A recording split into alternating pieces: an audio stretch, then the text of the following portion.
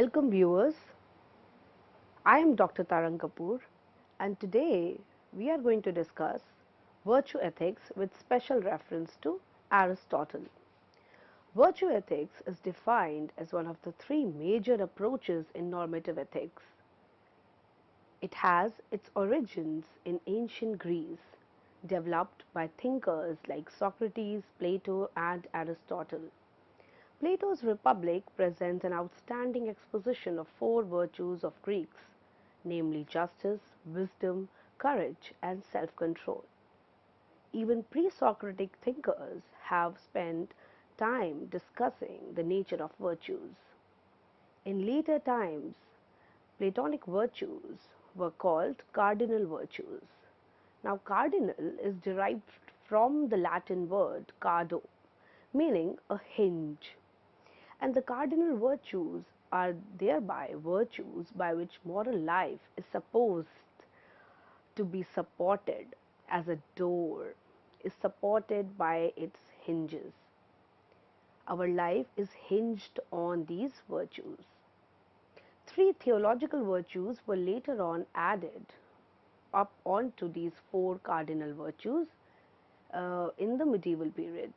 These virtues are faith, hope, and love. But these are directed towards God rather than the individual. That is why the theological nature of these virtues uh, is very much evident.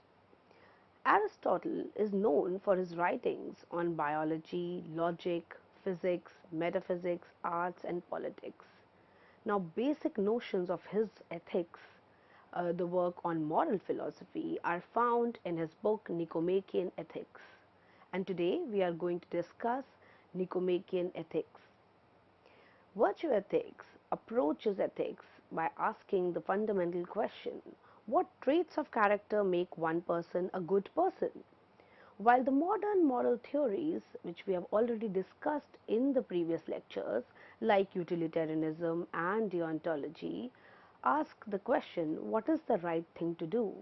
Virtue ethics asks the question, what are the traits or character which make a person a good person? So it is very evident that the emphasis is on the moral character, in contrast to the approaches that identify and emphasize duties or consequences of actions. Suppose it is obvious that someone is in need and should be helped. What will a utilitarian say? A utilitarian view will point out that the consequences of doing so will maximize his or her well-being. A deontologist will argue that in doing so, that is by helping the person in need, the agent will be acting in accordance with a moral rule. Remember, Immanuel Kant spoke about a categorical imperative as the moral law. However, a virtue ethicist will focus on the virtues which build up the moral character and will argue that when we help the person, that act will be charitable and benevolent towards the person who is in need. Having said the above, it is not the case that only virtue ethicists focus on virtues and only consequentialists focus on consequences and only deontologists then focus on duty or rules. Rather, each of these approaches are informed by one another. They make room for virtues, consequences, and rules to live our life. The best is that any plausible normative ethical theory will definitely say something about all the three aspects. Now, what distinguishes virtue ethics from consequentialism and deontology? It is the centrality of virtue within this theory. A revived interest was generated in virtue ethics with Anscombe's article, which was published in 1958. The title of the article was Modern Moral Philosophy. This article criticized and expressed the growing dissatisfaction with deontology and utilitarianism as ethical theories. The argument she makes is that we need to return to ancient emphasis on human excellence and virtues.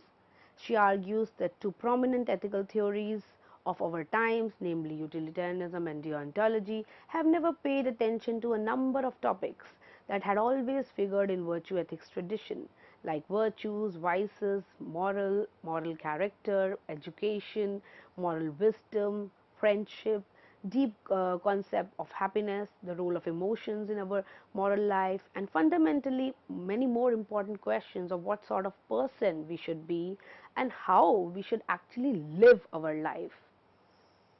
Now let us come to understand the concept of teleology, which is the concept of purpose. And in order to understand this concept, we need to delve into the central concept in Aristotelian metaphysics, the concept of teleology or purpose. In Greek language, telos means goal or aim or purpose, and a teleological theory thereby assumes that something has a purpose or that end result of some action is all important in terms of meaning of life. Aristotle built his teleology into a complete metaphysical theory of force or causes. Everything that exists has a purpose in this world, and this purpose is built into the fabric of reality from the very beginning. The idea of purpose is evident in man made objects as well. They get shaped by the person who is making them through idea in the mind, um, which eventually fructifies into the uh, effect being that object. So there is always a cause already, and Aristotle talks about this as a formal cause or the purpose in the mind of the artisan who is making an object. How do we go about determining the purpose then? We determine that the thing in question, whatever it does best, that is the purpose. Whatever this is, it will be the special character of that thing. If the thing performs its purpose or function well, then that thing is virtuous. The question is then, what is the purpose of human life? We shall explore this in the context of our discussion. At this stage, we should proceed to explore three central concepts in Aristotle's ethics, namely eudaimonia, that is happiness or flourishing, arith, which is excellence or virtue, phronesis, which is practical or moral wisdom. Now we will begin with understanding eudaimonia. Aristotle begins with the question, what is good for human beings? And then he proceeds to what is it that we are aiming at that would provide a successful and fulfilling human life. That is the good life. What kind of life should I and you live? Aristotle commits in Nicomachean Ethics, and I quote, every act and every inquiry, and similarly every action and choice, seems to aim at some good. Accordingly, the good has rightly been declared to be that at which all things aim. Unquote. His ethical theory aims at establishing or finding some purpose or end in the form of good. Our different activities are undertaken for a purpose, which is good, and that purpose is the end. There is a highest good which determines all other desires in our life, which is to be pursued for the sake of it itself. That is the difference between the instrumental and the intrinsic good, which we have already discussed in the preceding lectures. So this good about which Aristotle is talking, the highest good, is the intrinsic value. For instance, when we talk in the sphere of medicine, medicine aims at health, military strategy aims at victory. So these are the ends which are in each sphere aimed at. Any complex activity like medicine has many component activities involved, like making medical equipments, making the medical medicine, making diagnosis available, among others. Sometimes we pursue activities for their own sake, and at other times we do these activities for the means to some even higher good. However, it is more preferable that the overall end or health is better as all other activities are undertaken for the sake of this overall end. And this is what we have to realize, the highest good which that particular activity aims to achieve. And if there is some end which we desire for its own sake, everything else being desired for the sake of this end, then that end is the good and the chief good. Aristotle argues that the life of contemplation is the highest end when it comes to human life. The ultimate good or ultimate purpose of life is the attainment of this higher end, and this higher end is explained in the form of eudaimonia or happiness. Aristotle writes, and I quote, "Happiness being found to be something final and self sufficient is that at which all actions aim." Unquote. Then, when we talk about eudaimonia, eudaimonia is the supreme good for a human life. Remember, it is the end and the self sufficient end. It can be articulated as living well, faring well, and well being. This is the happy and fulfilled life for any human being. It is well being in the sense of material, psychological, and physical well being over time. So, when we are talking about eudaimonia, we are talking about all aspects of our well being. It is indicating life which is well lived, a life that has flourished. When an animal or plant is living and faring well, then we call it flourishing. As a plant flourishes when its ends are met, and it is the good specimen of its species. Eudaimonia is the good or the good life for human being. As the particular sort of being, we are to achieve this good life. We are to aspire towards achieving this end. Eudaimonia is to live as best as a human being can aspire and can live in this world. Irrespective of whatever else are one's preferences, this is the best available life for any one of us. Throughout his book Nicomachean Ethics, Aristotle shows us what kind of person one needs to be in order to lead this happy life. It is rational to want eudaimonia, according to Aristotle, because it is only then that we flourish. Flourishing here is an extremely important concept contained in Aristotelian philosophy, which is taken up by Martha Nussbaum, Amartya Sen, and several other philosophers. Um, the flourishing here is about realizing all our capacities and realizing that we are fully human. So, the realization of our um, capacities is flourishing to the fullest. A fulfilled life is not just a set of actions, it is a set of actions performed by someone who does them because he correctly sees the point in doing them. So it is not only about doing this action or that action or one action, it is about consistently performing actions in the light of virtue, and we will come to virtue. But let us discuss certain key aspects of eudaimonia. Eudaimonia is the end or the formal cause of our moral life. Here, the formal cause is analogous to the conception of picture in the mind of an artist who is constructing a particular specimen. And this picture or the formal cause actually guides the artist, limits his activity, and gives shape to his imagination in the form of a creation.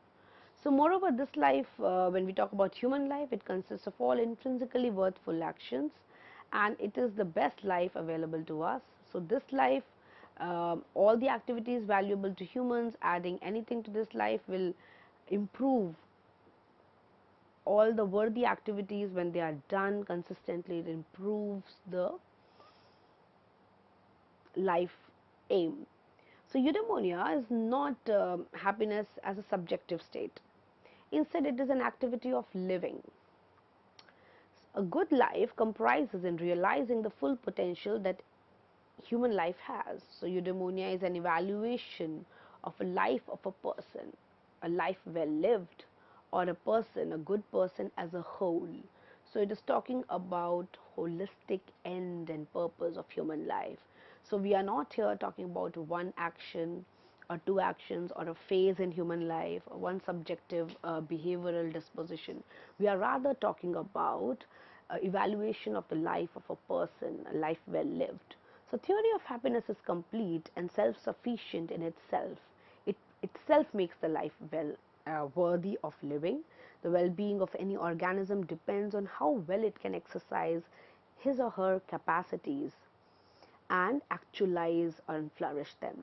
Eudaimonia cannot be equated to pleasure, wealth, honor, fame, or any other kind of disposition, because those factors are useful only as a means to this higher end.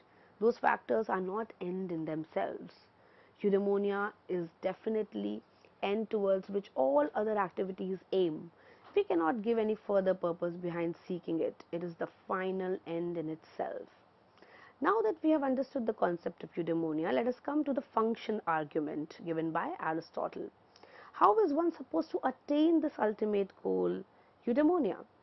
Aristotle gives the function argument. It brings out that human flourishing consists in functionality. This is normative account which stipulates that facts about human nature should determine what is good for a human being. When humans function properly in a state of eudaimonia, they exercise the capacities, and they are consistently exercising these capacities of the human soul in a good way. So it is about the process, consistent efforts towards actualizing the capacities. Eudaimonia is also understood as a characteristic form of functioning. Activity provides us an insight into what type of thing something is. Something is good, X, when it performs its characteristic activity well. For example, when we talk about the discussion of virtue, we'll be able to understand the functionality element better. Now, what is virtue in Aristotelian conception? Virtue is a quality that helps a thing achieve its functionality well, equated with excellence. The Greek word areth designates virtue in the sense of excellence. So when we are able to achieve the functionality, functioning well, with respect to an object, a thing, with respect to a human being, both ways, this sense of excellence is designated by virtue. Once we are required to be virtuous, we are required to be excellent at doing something, and when we consistently do this, being virtuous, we attain excellence. We may say that virtues are production oriented, and they are always about action or activity we are going to perform. So eudaimonia is the activity of the soul in conformity with this excellence or virtue. So whenever soul is in conformity with this virtuous activity, in accordance with good or right reason, then we achieve a eudaimonic state of life. Happiness is achieved through virtuous living, all in all. Humans should be virtuous for the sake of this life. Functioning can be understood by example of a knife. What is the function of a knife? The function of a knife is to cut. Sharpness is a virtue in knife which is designed to cut objects. A knife is made for the purpose of cutting things, and as such, the best use of the knife is the purpose for which it is made, rather than, say, digging a hole or using the knife as a scale. So the best use it is put to when it is used for the aim or the end for which it is made. And same thing we can reformulate as a good knife is one which performs its characteristics actively well. It needs certain qualities or virtues, like these virtues will enable it to perform its characteristics. In the same way, human beings have a telos or end, aim or purpose, and as such the best life they can live is one where everything they do is directed towards fulfilling that aim or purpose. Only then they achieve their well-being. Virtues of a human being enable our functioning of living in accordance with reason. Only virtuous person can achieve eudaimonia. We must be guided by the right and good reasons, not the bad ones. In case of human beings, their characteristic activities exercise of reason. So this good comprises in exercising rationality. By virtue, we do not mean excellence of our body, but that of the soul. Remember, it is the characteristic of the rational element of the soul. So eudaimonia is the character of the rational soul. It concerns the good of our soul. Now that we have understood what is eudaimonia and virtue, let us look into what is the requirement, what we need to do to achieve this virtuous life. Eudaimonia requires that one acts on virtue in accordance with virtue. So, it's not as if we are just acting on virtue. We have to act, or the journey or the procedure to achieve this virtuous life is also to be in accordance with virtue. One has to employ good qualities and achieve good purposes instead of just contemplating, thinking about these things. We need to act. Well-being is a virtuous activity. It is not a state of mind. Aristotle has put forward three conditions for an act to count as virtuous. Froding has spoken about them.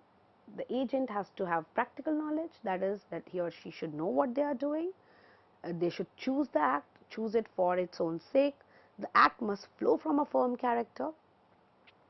In other words, a virtue has to be habitual disposition. See how from the virtuous doing of an action, we are coming to a characteristic feature of our being. So we have to make it a habitual character. It has to flow from a firm character of the person, which gives rise to relatively fixed patterns of behavior. We get habitually trained into behaving virtuously.